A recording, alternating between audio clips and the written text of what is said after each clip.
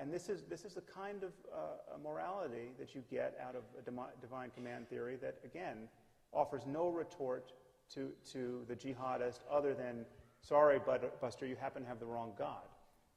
But that's exactly your retort, Sam. That 30 seconds for you. That God has not issued such a command, and therefore you're not morally obligated to do it. No, if God did, he would be evil.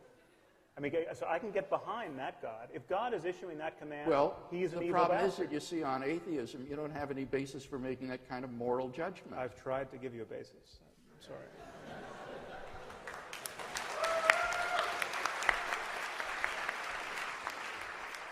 We have time for one more question up there. This is for Dr. Craig. I wanted to ask you about consensus. About what? Consensus. Consensus? Yeah, so if we're all looking for the same answer to a question, I think we would value a consensus. And the idea of a consensus is something that's very much valued within scientific thought.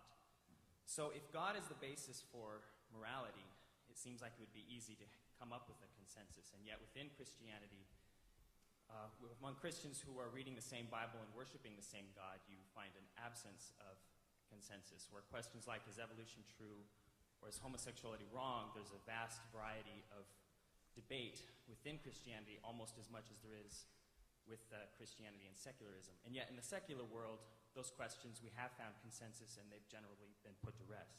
So do you value consensus, and how do you account for the lack of that within the Christian? Well, consensus on doctrinal issues is not relevant here. You would have to be talking about a lack of consensus on moral issues, and I think there would largely be a consensus on moral issues. As I said in my first speech, I'm not offering Dr. Harris a new set of applied ethical values. I think we largely agree on the issues of applied ethics. What I'm offering to him is a sound foundation for the moral values and duties that we both hold dear and recognize. So any disagreement about the perception of moral values is an epistemological question, not an ontological question. My argument is that on atheism, human beings are just animals. They're electrochemical machines. They don't even have free will, and therefore there is no objective moral duty. There is no objective moral value to them. And if we're to have a basis for the common moral truths that we, I think, all recognize, we need to have it in a transcendent source that is beyond nature, beyond the shifting sands of culture and opinion, and is rooted in a being who is goodness himself, and whose commands then reflect that goodness to us. We've reached the end of our time. Dr. Craig and Dr. Harris both will be available afterwards out in the lobby to sign books.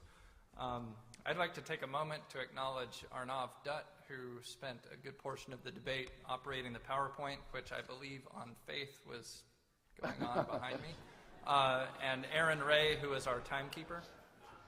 Was there a PowerPoint? All right, good. I hope so. Let's now thank our speakers. Thank you. Good job, Ray. Thank you.